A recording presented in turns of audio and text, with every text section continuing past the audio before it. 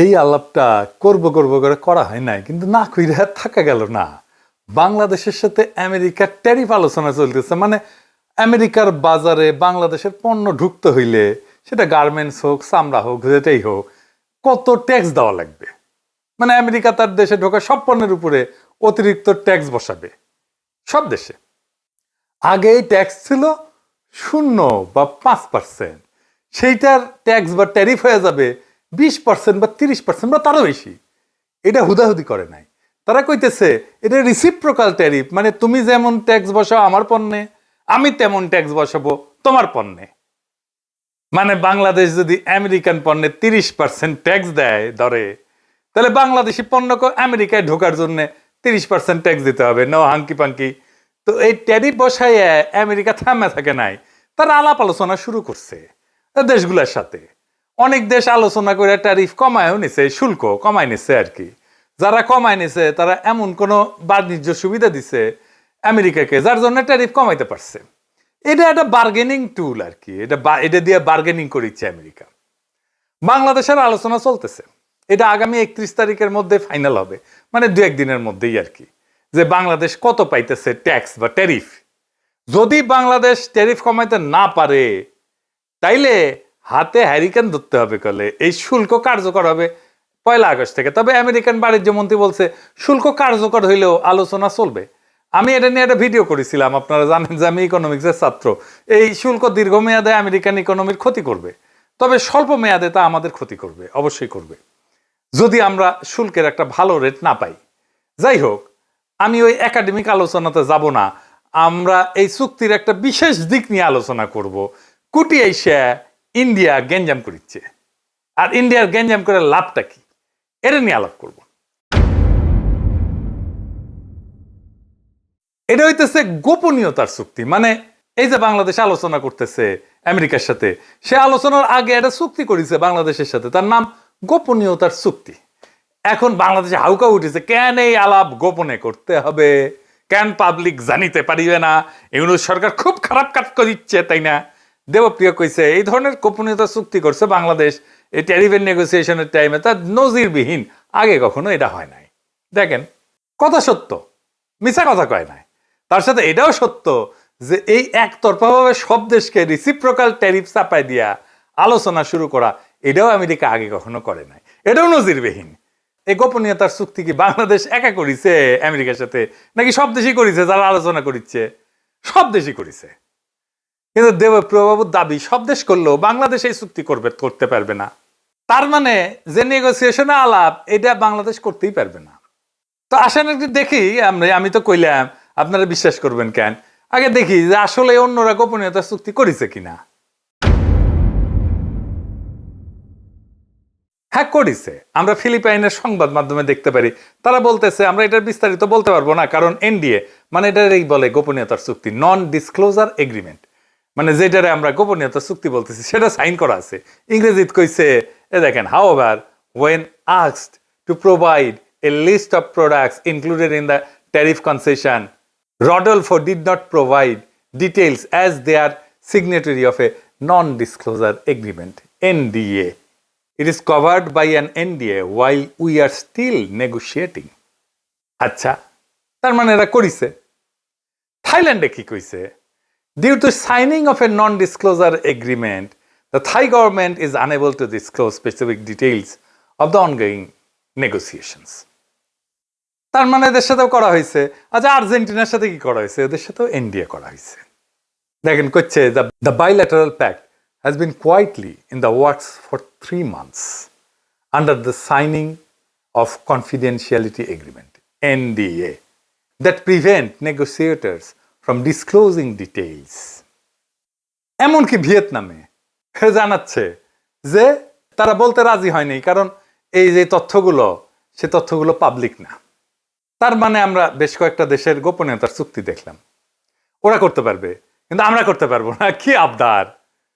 যদি সবাই চুক্তি করে আর আমরা যদি এই চুক্তি না করি, তাহলে আমাদের সাথে নেগোসিয়েশন করবে আমেরিকা? বলেন তো। আমেরিকা তো বলবে, তুমি কোন হরিদাস পাল আসছো যে তোমার সাথে গোপনীয়তার চুক্তি ছাড়া নেগোসিয়েশন করতে হবে আমাকে? আচ্ছা, ধরেন এই এগ্রিমেন্ট ছাড়াই, গোপনীয়তার চুক্তি ছাড়াই আলাপ করলো বাংলাদেশের সাথে, স্পেশাল খাতির করলো আর কি আমেরিকা, তো যারা সাইন করেছে এই গোপনীয়তার চুক্তি তারা এসে বলবে না যে আমার সাথে সাইন করলা এগ্রিমেন্ট, বাংলাদেশের সাথে করলা না কেন, বিষয়টা কি, পিতলা খাতির কেন? আমেরিকা কি জবাব দিবে? তারপরেও দেবপ্রিয়রা প্রশ্ন তুলতে পারে কেন এটা জনগণ জানবে না? কি আর বলবো, এই দেবপ্রিয়রা 111 করলো। দেবপ্রিয় কিন্তু এই জেনেভায় পোস্টিং নিছিল 111 পরে, বেনিফিশিয়ারি ছিল। এই দেবপ্রিয় ট্রানজিট ট্রান্সশিপমেন্টের ওকালতি করেছে, আর এখন খুব নন ডিসক্লোজার এগ্রিমেন্ট করেছে। সিপি ব্যবহার করেছে বাণিজ্যের নামে গোপন চুক্তি মানবো না। ওরে আমার ওরে ওরে, এইগুলার মাথার খোদাতলা গোবর দিলেও হইতো। যাই হোক, আলাপটা কি কইতেছে ওরা বুঝেছে, আসেন এটা একটু আমরা বুঝে দেখি। আমি আপনাদের আগেও কইছি, সিপিবি যা বলবে, দেবপ্রিয় যা বলবে, তার উল্টা দিকে দাঁড়াবেন। সিপিবি যেহেতু বিরোধিতা করতেছে, দেবপ্রিয় যেহেতু বিরোধিতা করতেছে, এটা দেশের জন্য ভালো আর ইন্ডিয়ার জন্য খারাপ। এই চুক্তিটা কোনো গোপন চুক্তি না, এটা গোপনীয়তার চুক্তি। গোপন চুক্তি আর গোপনীয়তার চুক্তি দুইটা ভিন্ন জিনিস।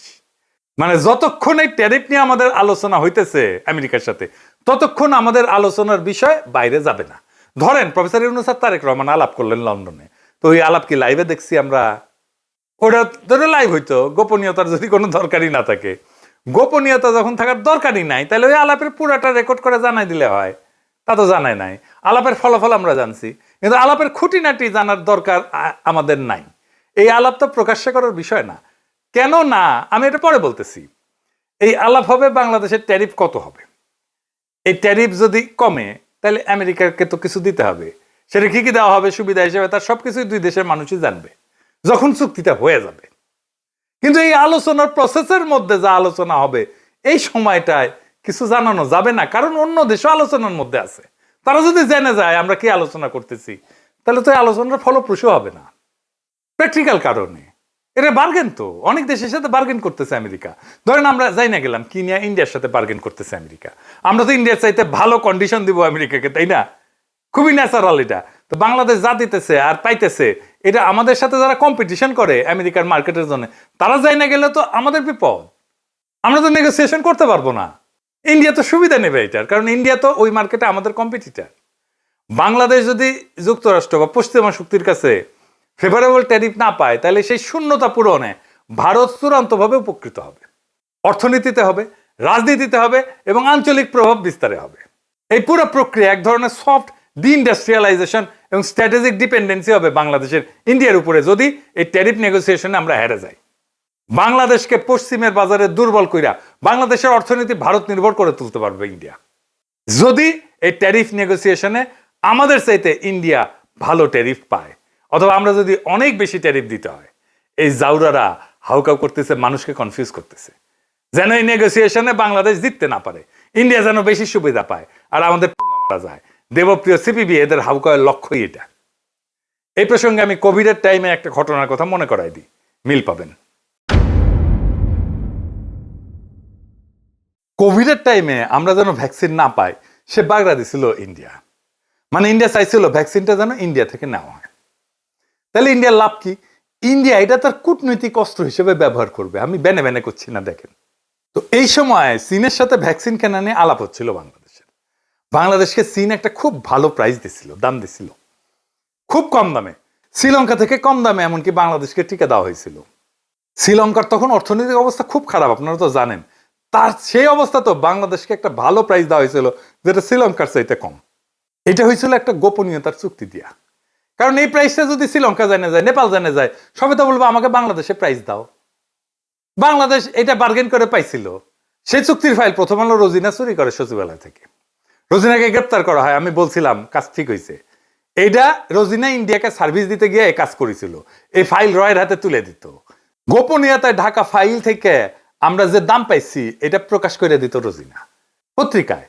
আপনার দাম প্রকাশ করে দিলে তো চীন বিপদে পড়বে। ইন্ডিয়া শ্রীলঙ্কা যায় বলবে, কেন তুমি আমার কাছ থেকে বেশি দাম নিলা বাংলাদেশ থেকে? তাসনিম খলিলারা তখন যুক্তি দিছিল, রোজিনাকে দিয়া কেন চুরি করাবে ইন্ডিয়া? ইন্ডিয়া চাইলে তো ওবায়দুল কাদের হাতে দিয়ে আসতো ফাইল। দেখেন এত বুদ্ধি, দেখেন। ফাইল পাওয়া নিয়ে তো কোনো ইস্যু নাই। ফাইল একটা কেন 10টা ফাইল দিয়ে আসতে পারে।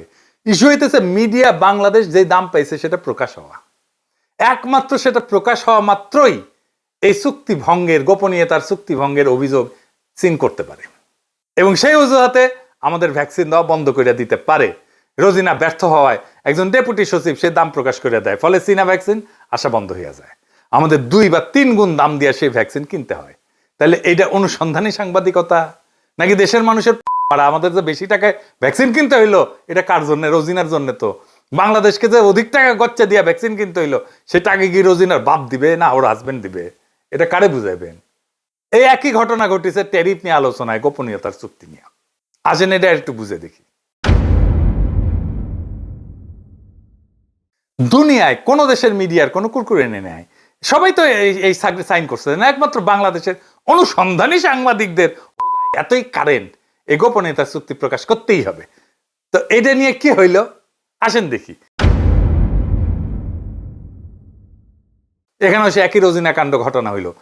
এনবিআর এর দ্বিতীয় সচিব মুকিদুল আলমকে দিয়া এই আলোচনার বিষয়াদি কচুক্ষেতি বের করল। কচুক্ষেতি মানে কিন্তু ও আকারের বালক। বালক মানে জানেন তো, হ্যাঁ, যে মারা দেয়, বুঝছাও। র এর ডাইরেক্ট পেরোলে এই পদ বালক, সেইটা দিয়া বাংলা আউটলুকে নিউজ করাইলো। মুকিদুল ধরা খাইলো, চাকরি গেল। বাংলা আউটলুকের নিউজ ছড়াই নিলে কচুক্ষেতি নিজের পেজে ওই চুক্তির আলোচনা প্রকাশ করে দিল। দেখেন এর ফলে কি হইল, বাংলাদেশের আলোচকেরা, নেগোসিয়েটরেরা মারাত্মক চাপে পড়লো। আলোচনার নেগোসিয়েশন আমরা পিছায় পড়লাম, ইন্ডিয়া আপার হ্যান্ড পাইলো। তাহলে বুঝেছেন তো কে কার সুবিধার জন্য এটা পাবলিক করা হয়েছিল? ওই বালক ওয়াকারের। কেন এটা পাবলিক করলো? আপনারা তো জানেন বাংলাদেশ যদি ফেভারেবল ট্যারিফ না পায় তাহলে ইন্ডিয়া লাভবান হবে, আর কেউ না। ইন্ডিয়াকে উপহার দিল ওয়াকারের বালক। এইবার সব বুঝেছেন তো, মিলিছে সব। বাংলাদেশের শিল্প, গার্মেন্টস, রপ্তানি আমেরিকার বাজারে সব ধ্বংস করে দেওয়ার কাজটা এই ওয়াকারের বালক কইরা দিল। যদি বাংলাদেশ ভালো ট্যারিফ না পায় তার দায় একমাত্র এই বালকের। আপনারাই বলেন এটা প্রকাশ করে কি এমন হাতি ঘোড়া বজরা পানসি হয়েছে?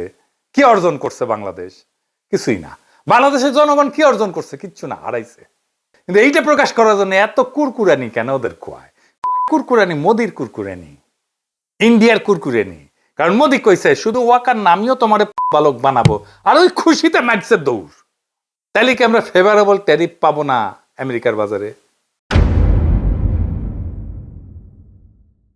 2 দিন অপেক্ষা করেন, ভালো খবর পাবেন ইনশাআল্লাহ। ওয়াকারের বালক কাজটা খুব জটিল এবং কঠিন করে দিলেও এটা উত্তরানো গেছে। আমার কাছে যতটুকু খবর আছে, চুক্তির ডিটেলস বেশি জানতে পারবেন তাড়াতাড়ি। এই ট্যারিফ আলোচনা, এই গোপনীয়তার চুক্তি সবই কূটনৈতিক বাস্তবতা। এই বাস্তবতায় কার কি বক্তব্য, কে কি প্রকাশ করলো সেটা বড় কথা না। বড় কথাই যে বাংলাদেশে কোনো দালাল চক্র, কোনো রোজিনা সিন্ডিকেট, অনুসন্ধানী সাংবাদিকতার নামে রয়ের দালাল, ওয়াকারের পাঁচাটা হাইব্রিড অনুসন্ধানী সাংবাদিকদের খেয়ালখুশির উপর চলে না। আমাদের রাষ্ট্র যদি সাহসিকতার সাথে ন্যায্য বার্গেন করে, যদি ঠিক সময় জিপ কামড়ে চুপ থাকে, তাহলে আমরা জিতবো। কারণ এই খেলা গলা ফাটানোর না, মাথা খাটানোর। আজকের দিনটায় আমরা শিখে গেলাম তথ্য চুরি করা নয়, কৌশল দিয়ে জয়লাভ করতে হয়। গোপন রাখাটা সবসময় চোরের চক্রান্ত না, কখনো কখনো তা হয় রাষ্ট্রীয় অস্ত্র। যারা চায় বাংলাদেশ বিশ্ববাজারে হারুক, তারা চায় না গোপনীয়তা থাকুক এই বাণিজ্য আলোচনায়। তারা চায় প্রত্যেকটা দরজার চাবি পড়ুক দিল্লির হাতে। কিন্তু না, এবার আর তা হবে না। বাংলাদেশ দাঁড়াইছে নিজের কৌশলে, নিজের স্বার্থে, এবং এই দাঁড়ানোয় মাথা উঁচু করে দাঁড়ানো। ধ্বংস হয়ে হারায় যাওয়ার আগাম ঘোষণা না এটা। এই জাতি মাথা নত করে না। এই জাতি নিজের বাজার, নিজের রপ্তানি, নিজের শ্রমিকের ঘাম দাম চায়। যুক্তরাষ্ট্র হোক, ভারত হোক, কেউ আমাদের পেছনে রেখে সুবিধা পাবে না যদি আমরা নিজের প্রতি বিশ্বস্ত থাকি। তাই শেষ কথা একটাই, এই লড়াইয়ে আমরাও জিতবো। কারণ এইবার বার্গেনের টেবিলে বসছে এক নতুন বাংলাদেশ। ইনকিলাব জিন্দাবাদ।